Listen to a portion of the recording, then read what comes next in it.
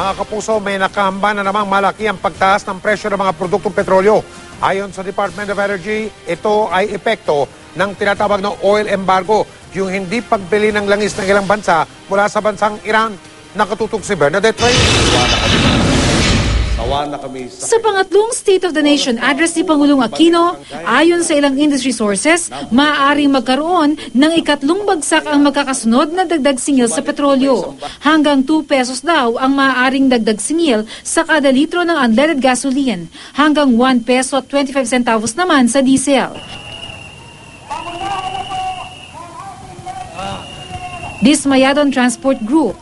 Kanina sinunog nila ang litrato ng Pangulo dahil daw sa mga napakong pangako sa mga tsuper. Ang binaba kasi nila hindi naman makabuluhan kumpara dun sa laki ng ibinaba sa world market.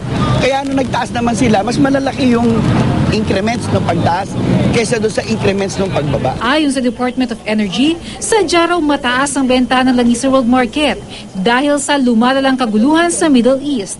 Natuloy kasi ang oil embargo o hindi pagbili ng langis ng ilang bansa mula sa Iran. Dati threat lang, no? Sabi niya, isasara ko yan. Pero ngayon, may nagbobombahan na. Kung talagang magkakaroon ng military action, magkakaroon ng giyera, so talagang it's possible na masasara yung Strait of Hormuz or bulk of it, no? Magsara. So, doon natatakot yung market. Sa sandaling mabarahan ng Strait of Hormuz, maaaring magkagipitan sa supply dahilan para muling sumipa ang presyo ng petrolyo. Ito kasi ang pangunahing dinadaanan ng mga imported na langis papunta sa iba't ibang bansa. Paglilinaw pa ng DOE, oil companies ang nagtatakda ng presyo.